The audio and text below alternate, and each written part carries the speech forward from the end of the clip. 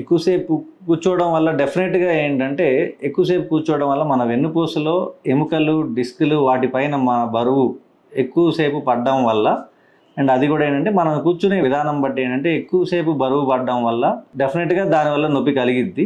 Abnormal positions and long sitting అంటే mainly మన ప్రొఫెషన్‌లో ఇప్పుడు స్కూల్లో పిల్లల్లో చూస్తుంటాము. వాళ్ళు ఎక్కువసేపు కూర్చొని ఉంటారు.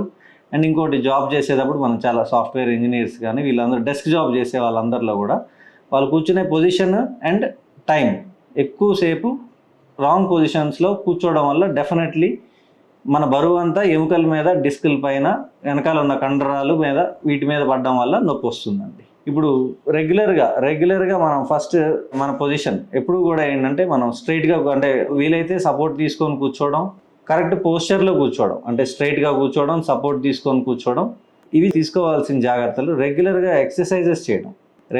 ఎక్సర్సైజెస్ చేయడం అనేది ఏంటంటే కండరాలు కొంచెం బలంగా తయారైతే ఎముకల మీద కానీ డిస్కుల మీద పడే బరువుని అది కొంచెం తీసుకోవడం వల్ల మనకి నొప్పి తక్కువగా అనిపిస్తుంది. అండ్ కంటిన్యూస్గా లాంగ్ సిట్టింగ్ అనేది ఎప్పుడు కూడా ఏంటంటే నాట్ ఎట్ ఆల్ అడ్వైజబుల్ అండి. ప్రతి హాఫ్ అన్ అవర్కి ఒక 2 నిమిషాలు బ్రేక్ తీసుకొని లేచి కొంచెం వాక్ చేసి వచ్చేసి మళ్ళీ కూర్చొని మీ పని మీరు చేసుకోవచ్చు. అలా చేసుకోవడం వల్ల ఏంటంటే కంటిన్యూస్ ప్రెషర్ అనేది ఉండదు వెన్నుపూస పైన. మెడ్ప్లస్ లో అదే మెడిసిన్ అదే క్వాలిటీ, మార్కెటింగ్, డిస్ట్రిబ్యూషన్, ఇంకోటి అంటూ వీళ్ళకి అదనపు ఛార్జీలు ఉండవు. అందువల్లే 50 to 80% డిస్కౌంట్ లో మనకు అందిస్తున్నారు.